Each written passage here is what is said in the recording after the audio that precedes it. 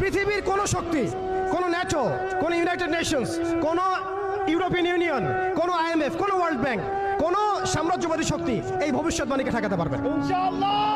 আপনি ওদেরকে চেষ্টা করতে দেন, সারা পৃথিবীর সমস্ত মুসলমানকে যদি এখন তারা মেরে ফেলে, তবুও এই অকাট্য ভবিষ্যৎবাণী ইনশাআল্লাহ তাআলা তারা পাল্টাতে পারবে না। এটা আমাদের আশার জায়গা।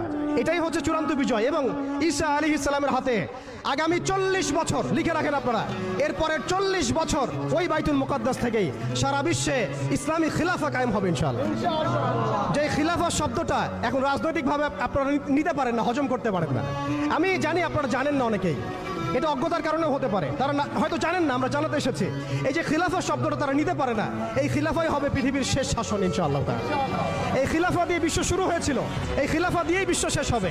ঈসা আলাইহিস সালাম 40 বছর ওই জেরুজালেম থেকেই এই বিশ্বকে শাসন করবেন ইনশাআল্লাহ তাআলা। এটা লেখা হয়ে গেছে, কুদিয়াল আমর, এটা কেউ চেঞ্জ করতে পারবে না। এখন মাঝখানের এই সময়টুকুতে জায়নিস্ট আসলে কি করেছে এবং আমরা কোন কোন জায়গায় পিছিয়ে গেছি এবং আমাদের করণীয় কি হতে পারে, এটা আমি অল্প কথায় শেষ করে দিব।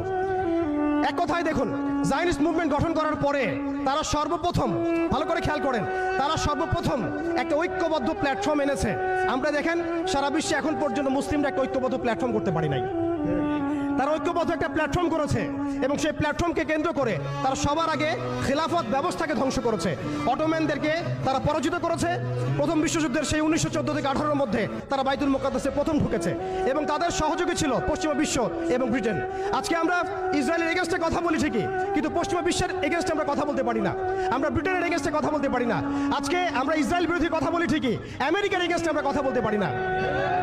আজকে আমরা তাদের পণ্য বয়কট নিয়ে কথা বলি, এটাও দরকার আছে, কিন্তু তাদের আদর্শ দিয়ে আমাদের ব্যক্তি জীবন, পারিবারিক জীবন, সামাজিক জীবন, ইভেন রাজনৈতিক অর্থনৈতিক জীবন পর্যন্ত ঢেলে সাজানো হয়েছে, এগুলো আমরা ছাড়তে পারি না।